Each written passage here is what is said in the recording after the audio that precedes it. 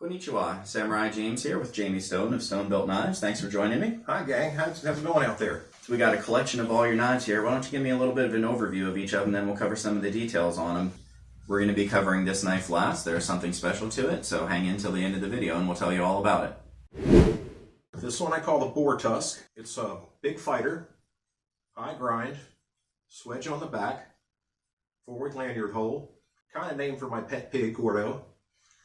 It's got Wingate scales, an acrylic bolster, and in this particular one it has a mosaic pin, the skull and crossbones, which is kind of my emblem. It's very sharp.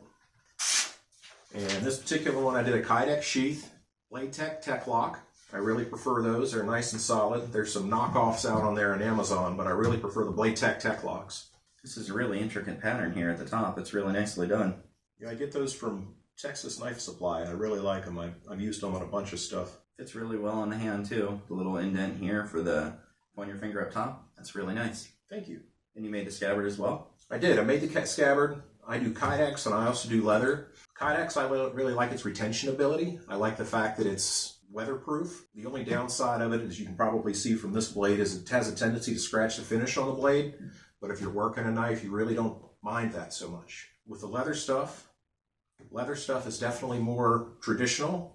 It has a nice feel to it, and it's easier on a knife finish. So if you're more of a dress carry kind of guy, you might like the leather stuff a little bit better. Yeah, I understand the scratches and the practicality. The swords that I actively cut with that I've sharpened, they've got little scratches in the blade too. So sure, yeah. There's definitely a fine line between functional sword and pretty sword. So it sounded like it clicked into the sheath really well, like it locks it in. Does it stay in if you turn it upside down and Certainly shake it? Does. So I would say that's something I would definitely look for in a piece that I would be using as a daily carry. Yeah, that's not going anywhere. Yeah, that guy's in there good. That's great. This is the same sort of fit we look for in like a good quality katana to not fall out when you hold it upside down and shake it. And even with the European swords, there's some movement now to get towards better scabbards that will hold it in place upside down unless you start really shaking it. Yeah. So it's really a mark of a good quality scabbard. Thank you. This is one of my personal favorites. This one's my personal knife. Moving on to the next one down the line. This one was kind of an experiment. It started out as my small Tanto pattern, but then I started experimenting some with the design. I ground a clip point into it. I ground a finger choil into it. Neat little daily carry knife. Real fine tip on it for good fine work. Do this one. This one was one of my personal knives. I tend to do prototypes of all my knives and carry them myself for a little while. I want to know what I'm sending out is going to do the job that it's intended for. I'll use it for daily tasks. If it's the right knife for doing abusive work, I'll do abusive work with it, splitting hardwoods. If it's something that's more suited toward daily carry, I'll use it as an eating knife, or I'll open my Amazon boxes with it. We've all got those. I'll make sure we get some good pictures of this. It's got a beautiful pattern here to the carbon fiber. The back of this is silky smooth. It's ground down perfectly flush. There's nothing sticking up. That's really nice. Looks like an updated version of my actual Tanto there from the end, correct? It is actually, yeah. Actually, the smaller Tanto that matches this one, it's the exact same pattern as that one. Okay, neat. Again, good retention. Not going anywhere. Nowhere at all. The next knife is an everyday carry. You could use it as a bird and trout knife or even a personal eating knife. I don't know how many people go to the steakhouse and they don't really want to use one of the dull serrated knives that they give you. This one's a real light, fine blade. I also crown the spine, so it's got a good feel to the hand. And this is an acrylic polyester handle material that I really love. I play with this stuff a lot. Most of my smaller knives feature this material. If you can see that, the white on one side with the brown, and then the brown with the white. It has a sheath. The nice thing about this particular sheath is if you're left-handed, this one's ambidextrous. Because of the shape of the blade, it'll actually go in either direction. Oh. Yeah, that's one of the things that really, I'm reluctant to do sheaths without knowing who my user is going to be, because I want them to be able to tell me how they want to carry it. I've started including sheaths in some of my knives, but I'm also open to the idea of different carry methods and then different handedness. We've got friends that are left-handed and running into people that are left-handed. My brother's left-handed. Being able to switch sides like that is really handy. Yeah, I can see that. So you offer the knives with the sheath and sometimes an option to get a knife without a sheath as well? That's correct, yeah. If I've got a knife up that has a sheath with it already, I'm open to making you a left-handed sheath if that's what you need, or making you a new knife and making you a left-handed sheath with that knife instead. Now you mentioned crowning on the back of the blade here. For the people that don't know what crowning is, can you explain that real briefly? Sure. Actually, hand me that Dirk right there. That one's really a prominent. So basically, crowning the spine means breaking all the sharp edges on the spine. And that makes for a really nice hand feel if you lay your thumb across the back of it. You don't want to do that necessarily with something like a bushcraft knife. A bushcraft knife, you want to keep the spine fairly sharp in case you need to strike a ferro rod. But if you're carrying it more as a gentleman's carry or as a daily carry, having that crowned spine makes a nice hand feel. Thank you for explaining that. Yeah, no problem. Yeah, it's something I've seen a lot of Italian manufacturers do, and it's kind of a hallmark of their work. So what do we got here next? This is one of my personal favorites. In fact, I hate to see this one go when it finally goes. This is a bushcraft knife with a full flat grind. It's got Wenge scales, an integral guard, and then a leopard wood detail separated by 2 pieces of G10. Brass pins on this guy, and then a lanyard tube as well. And then this one also has a sheath with it. Makes a nice traditional woods carry knife, or even a heavy hunting knife, made out of 3/16 steel. This is the design that I've batoned with. It should be plenty, in spite of its attractiveness, it should be plenty tough enough for your bushcraft needs.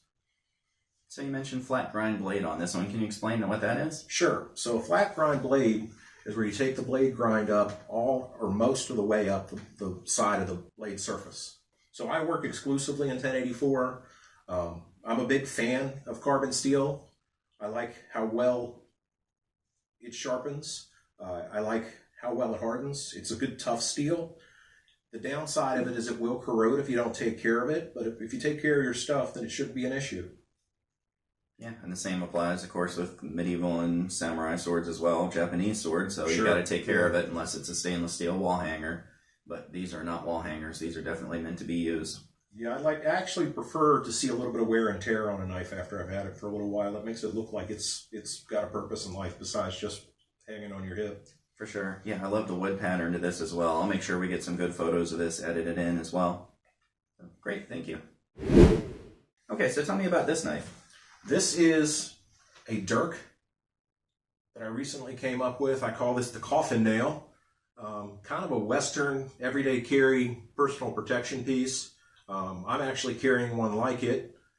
Acrylic scales, and then a granite crown spine. The whole point with this one was to give you something that you could carry that looked good, but could get you out of a bad situation if it had to. This one I really like it, enough that I actually carry one myself. So there's my personal one. Oh yeah. Yep. And again, I like to, to run everything through its paces and make sure it's going to be what it should be. Obviously, I haven't stuck anybody with it, and I hope I don't have to.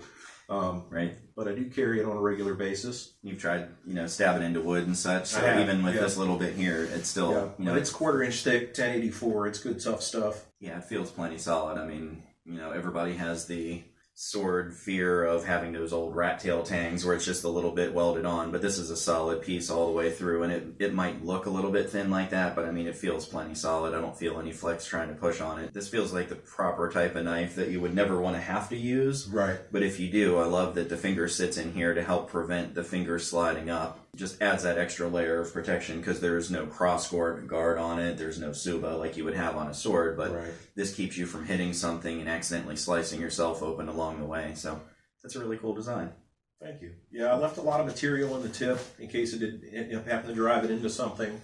And the sheath was purposely left without any retention system on it. I wanted you to be able to pull that one pretty quickly. I wanted you to be able to just pull it out of the sheath without having to pop a clip or pop a snap of any kind. Gotcha. Integrated belt loop here to slide Integrated through? belt loop, yep. Okay. Looks like you could wear it either outside the belt or inside if you needed to. Correct. I wear mine inside the belt in an ice pick style, kind of like you would a medieval rondel. Okay. So it's right there. That's a familiar one for me. Yeah, it's kind of that HEMA background coming out. For sure. Yeah. So tell me about this knife over here. This is one of my newest creations. This one I call the Kreig Schwein, as in war pig. I wanted to create a combat utility knife, not so much a combat fighting knife, but a knife that a soldier might have to use on a day-to-day basis to pry open an ammo crate, or even pry open a tank in this case. It's 1/4-inch thick steel, wow, with a fuller, but the grind has been carried high enough that it actually has a pretty razor sharp edge anyway, so it's not going to let you down. Goodness. Yep. Substantial amount of material left in the tip in case you do get out on the tip and have to pry with it. Integral guard so your hands aren't sliding down it, and then enough of a butt cap that if you need to slam your hand into it to get it into an oil drum or something like that, you can do it. This is the first attempt at doing fullers, so I was really happy with that, how that came out. And this one has a cold blue and acid wash finish, and it's a bit of a chunk. Yeah, that's definitely got some heft to it. Yeah. Yeah, the fuller grind is nice and smooth, nothing pinching or, you know, cutting up my fingers there. I can clearly move it back and forth and it's fine. Having this here on the bottom looks, you know, if you need to bang a can open or something too, It looks like you'd be able to do that. The, you know, the metal carries all the way down here, so it's not like you're just hitting something with wood down there. So nice and smooth like all the other ones that I've just been handling. You know, there's no burrs on the back, there's nothing catching my fingers. I can do this, everything is perfectly fine. So that's nice and clean, very high class. Thank you. Thank you.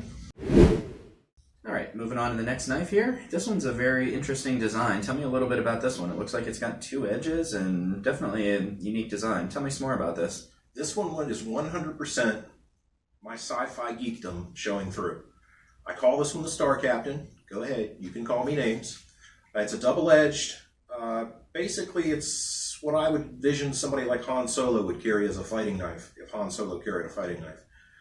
It was my first experiment in making a double edge, and I also took the first edge clear up the spot past the center point to nearly to the spine, and the second edge to the center point. I think it's a really striking, interesting look, and it's still good and sharp.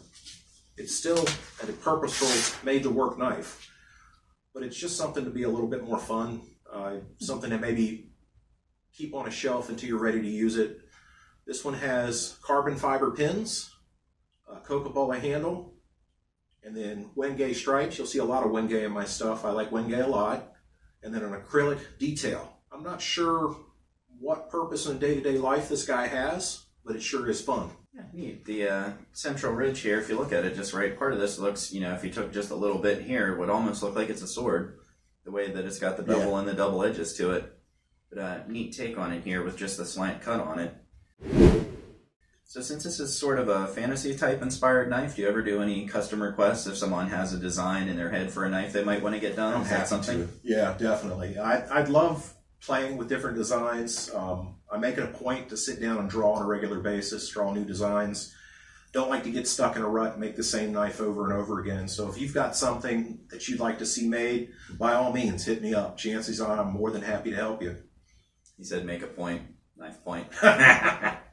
Don't punish me. Don't punish me? Right. Good. Thank you. All right, how about the one on the far left there? This one is a take on a modern Tanto. Everybody's seen the Americanized Tanto that has the almost chiseled sharp edge here, and I'm not a big fan of that. Traditional Japanese blade design, add some modern material, and keep it simple. So if you take a look at the blade tip of a traditional Tanto, you see it doesn't have that Americanized angle right there that's not only hard to sharpen, but to me doesn't really serve much of a purpose. And as I understand it, I'm not an expert, but as I understand it, that's pretty much an American invention.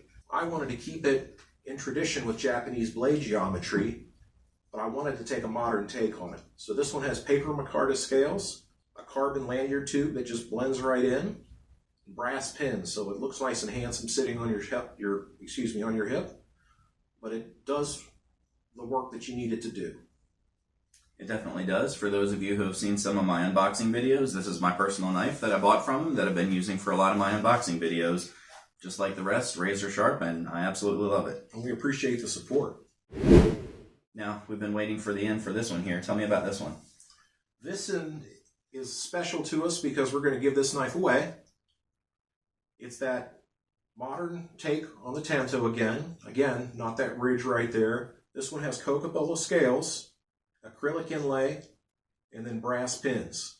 So we're looking forward to giving this one away. And then it comes with a sheath as well. This is a friction fit sheath. Nice simple sheath, belt loop.